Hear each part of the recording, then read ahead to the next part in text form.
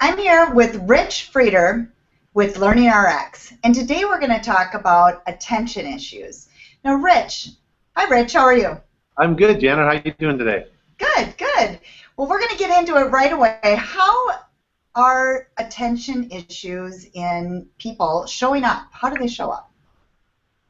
Well, typically it shows up on tasks that kids are not excited to do. And there's three different types of attention. So real quick, the first one is called sustained attention. That's a child's ability for prolonged mental effort on something not exciting to them. And that's kind of the key distinctive, because a lot of times kids will have attention issues, but they can be on video games all day, or draw all day, or play with Legos all day and not show any attention issues. But it's when they sit down and do their homework or have to listen to their teacher. And it's really common. It can be confusing for parents because you see your child focusing on one thing really well, but then something they wouldn't choose to do, they don't. Well, that is typically how attention issues show up, because for all of us, things we love to do, it's easy. So the first type, sustained attention, the ability for prolonged mental effort on something not exciting. The second type is selective attention, and that is a child or an adult's ability to tune distractions out. So if they're doing homework and the dog walks by, the siblings are making noise, their ability to tune all that out and focus. The last type of attention is divided attention, which is that individual's ability to multitask, which is a really important skill. As kids get older, it shows up as like the ability to take notes. You know, that's multitasking, things like that. For young kids, if it's tough, it takes them forever to get ready in the morning because they struggle to do two things at once. So those are the three types of attention. Sometimes if there's issues, all three of those are poor. Sometimes one or two. But that's the most common way attention issues manifest themselves in individuals. So what are the most common ways to help this? Well, the most common way is through medication right now.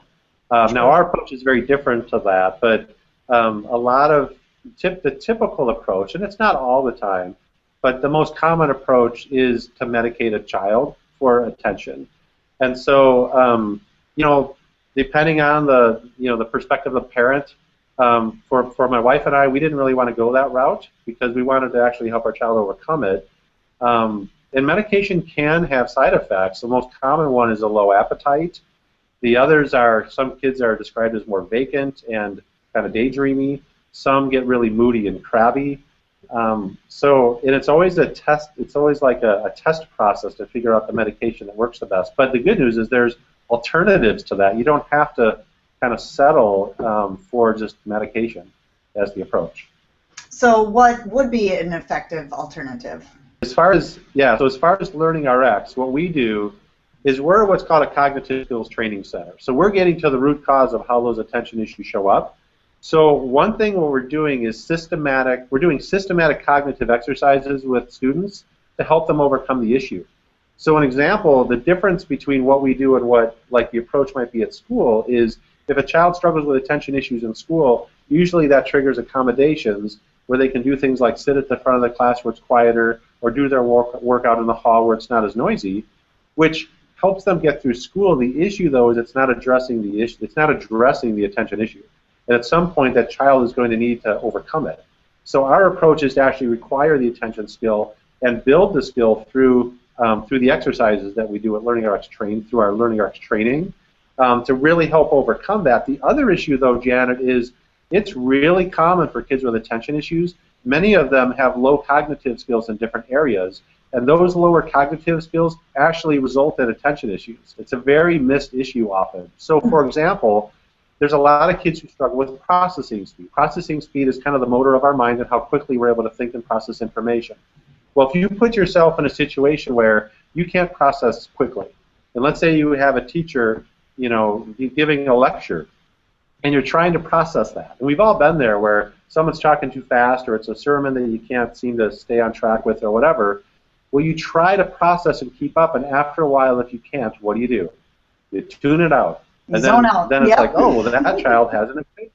Yeah, and it's like that child has an attention issue. When it's like, well, yeah, but it's being caused by processing speed. And there's other skills that relate to that too. So we're also addressing often the root cause of what's driving the attention issue to help individuals overcome it. So an example would be we had a student recently graduate named Connor, second grader, just huge struggles with attention. He's a really bright kid, but he just could not focus. Homework was always a battle, getting him to get going on it. He was actually a good reader, but he would just never sit and read because he didn't have the focused ability to do it. And he recently graduated, and now homework, he just gets it done. He actually loves reading. He's now pouring through books, which he never did before. And his mom said the training we provided for him was a game changer for him. It's just changed our whole family dynamic, and homework time is no longer this huge battle and frustration. So we can really, really help with attention issues. Wow, wow. Well, if now somebody's listening right now that can relate to this, what would their next step be to learn more about LearningRx? Great question. Well, the first step would be, well, you can visit us at learningrx.com and learn more about us. The greatest first step, or the best first step, would be to call us for an assessment. We do an initial assessment called the Woodcock-Johnson 3 Cognitive Abilities Battery. That will identify the root causes to what's driving and the attention issue and how that manifests. And that will tell us then the program we need to develop to help your child overcome the issue. So, and the good news is right now we're offering, usually assessments are $199. We're currently offering it $100 off for only $99 to find out what's happening with your child. That to me feels like a great next step. And the assessment only takes about an hour and 15 minutes. So we can typically get those scheduled within a week or two. Good, good. Well, definitely we will put a link to the website, and the offer and the phone numbers and everything will be in the description, whether you're watching this on Facebook or YouTube or wherever. Well, thanks a lot for your time, Rich. Thanks, Janet. Always a pleasure.